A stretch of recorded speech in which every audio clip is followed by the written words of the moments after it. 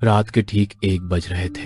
पूरा अस्पताल लगभग सुनसान था। इमरजेंसी रूम की ट्यूबलाइट झिलमिला रही थी और उसके बाहर गेट पर बैठे एक अकेला गार्ड बार बार ऊँघ रहा था। अंदर डॉक्टर और 2 नर्सें एक लड़के को बचाने के लिए अपनी पूरी ताकत लगा रही थी। लड़का सड़क हादसे में बुरी तरह घायल हुआ था।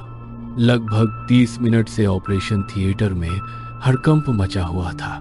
कैंची की आवाजें, मशीनों के बीप और डॉक्टर की घबराई हुई सांसें। लेकिन इतना सब करने के बाद भी लड़का धीरे धीरे उनकी पकड़ से फिसल रहा था। डॉक्टर ने अपने दस्ताने उतारकर थककर कुर्सी पर बैठते हुए सिर झुका लिया। उसकी आंखों में निराशा साफ दिख रही थी। पता नहीं क्यों लोग उस सड़क पर इतनी रात में इतनी तेज गाड़ी चलाते हैं। हर रोज किसी न किसी की जान चली जाती है। लेकिन सर, लोग उस रास्ते से जाते ही क्यों हैं? जबकि पूरा शहर जानता है कि रात को वहां हादसे होते हैं। यही तो रहस्य है। जो भी उस रास्ते पर आधी रात के बाद जाता है, वो कहता है कि सड़क पर कोई उसे हाथ देकर रोकता है और वही हाथ उनकी आखिरी याद बन जाता है। दरअसल लड़के का नाम दीपांजी था। वो पिछले कई दिनों से अपने काम के बोझ की वजह से ऑफिस में देर रात तक काम कर रहा था। उस रात भी घड़ी में 11:45 बज रहे थे। पूरा ऑफिस खाली था। बस कंप्यूटरों की हल्की हल्की आवाजें और ट्यूबलाइट की धीमी भनभनाहट आ रही थी। दीपांजी अपने केबिन में बैठा लैपटॉप पर फाइलें चेक कर रहा था, लेकिन उसे बहुत अजीब महसूस हो रहा था, जैसे उसके साथ इस रात बहुत बुरा होने वाला हो। ये मुझे अचानक क्या हो रहा है? ये पैरों की आहट कौन चल रहा है? अच्छा, शायद वो गार्ड अंकल होंगे। लेकिन गार्ड अंकल तो नीचे रहते हैं। नहीं यार, ये सब मेरे मन का वहम है। इतना कहते ही दीपांजी हड़बड़ाहट में अपना बैग उठाता है और ऑफिस से बाहर निकलकर नीचे उतरने लगता है। जैसे ही वो अपनी बाइक के पास पहुंचता है, उसे अंधेरे में गार्ड अंकल दिखाई देते हैं, लेकिन उनकी चाल, उनकी खामोशी और उनका चेहरा कुछ ठीक नहीं लग रहा था। दीपांजी सर, कहाँ जा रहे हैं आप इतनी रात में? मैं अभी घर जा रहा हूँ अंकल।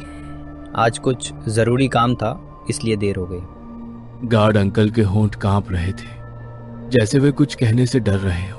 वे हिचकिचाते हुए धीरे धीरे बोले, सर, इतनी रात में आप जिस रोड से जाएंगे ना, वहां कई साल पहले एक बहुत बुरा और डरावना एक्सीडेंट हुआ था। दीपांजी समझ नहीं पाता और थोड़ा पास आता है। गार्ड अंकल फुसफुसाते हुए बोलते हैं, उस दिन के बाद जो भी उस रास्ते से रात 12 बजे के बाद जाता है, उसका भी बहुत बुरा और रहस्यमयी तरीके से एक्सीडेंट होता है। दीपांजी को डर तो लग रहा था, लेकिन वो इन सब बातों पर विश्वास नहीं करता था।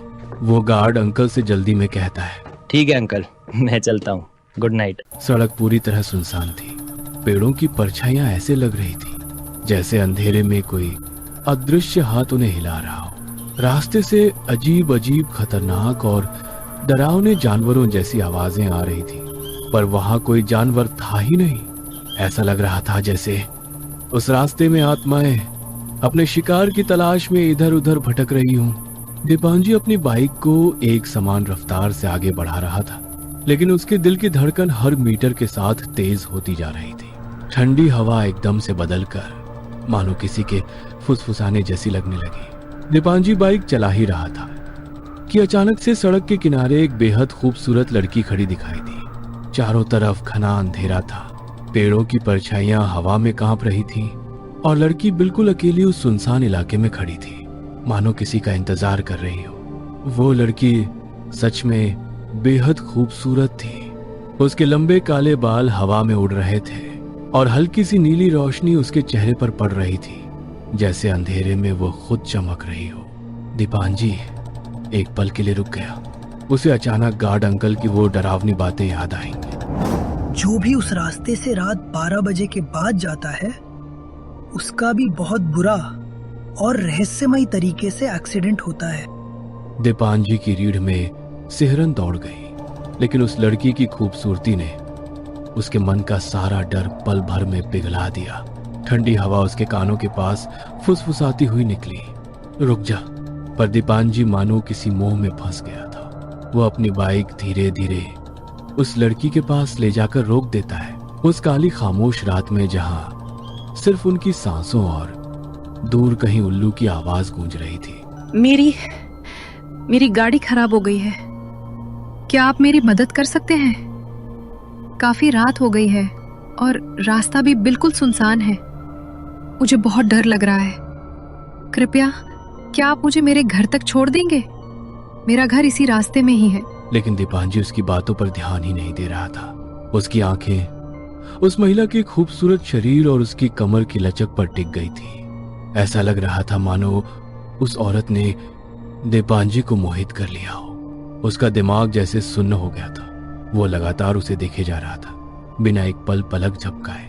दीपांजी के अंदर एक अजीब सी बेचैनी और पागलपन उठने लगा था। वो उस औरत की कमर की तरफ काफी देर से इकटक देखता जा रहा था, जैसे उस पर उसका कोई काबू ही ना रहा हो। तभी पीछे से एक भयानक खुरदुरी आवाज आती है। दीपांजी झटके से पीछे मुड़ता है, लेकिन पीछे चारों तरफ अंधेरा सन्नाटा था।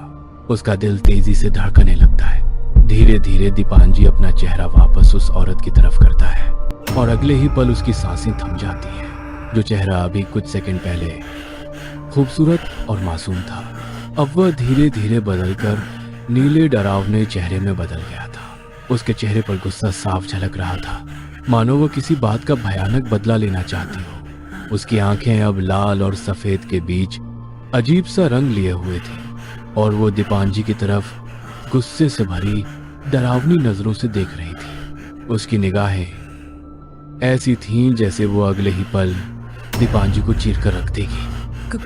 कौन हो तुम? क्या चाहती हो मुझसे? मैं सदियों पुराना बदला लेना चाहती हूँ, जो आज तक कभी पूरा नहीं हुआ। कृपया मुझे मत मारो, मैं तुम्हारा क्या बिगाड़ूंगा? दीपांजी अपनी जान की भीख मांग रहा था। उसकी आवाज कांप रही थी, आंसू गालों पर बह रहे थे। तभी अचानक पीछे से एक अजीब भयानक सायरन बजने लगता है, जैसे मौत खुद दौड़ कर आ रही हो। दीपांजी मुड़कर देख भी नहीं पाता कि एक तेज रफ्तार वाली सफेद एम्बुलेंस चीखती हुई रफ्तार से उसकी ओर बढ़ती है। दीपांजी को कुछ समझ भी नहीं आता। उससे पहले ही वो सफेद एम्बुलेंस दीपांजी को बेरहमी से कुचलते हुए सीधी आगे निकल जाती है। उसके पहियों के नीचे से हड्डियों के टूटने की डरावनी कर्र कर आवाज सुनसान सड़क पर देर तक गूंजती रहती है। दीपांजी पूरी तरह से घायल हो चुका था।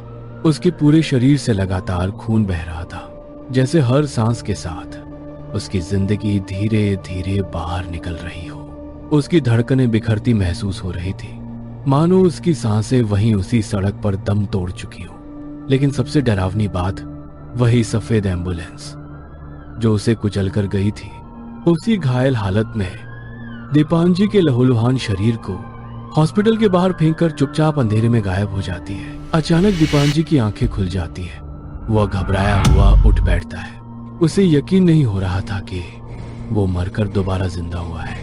मरते समय उसने साफ देखा था, वही नीली औरत उसकी आत्मा को अंधेरे में कहीं दूर ले गई थी। अब अस्पताल में बैठा दीपांजी हांफते हुए कहता है, वो मुझे छोड़कर नहीं गई। इसी वक्त खिड़की के काले शीशे में उस नीली औरत की धुंधली परछाई मुस्कुराते हुए दिखाई देती है। अगला जन्म तू नहीं चुनेगा।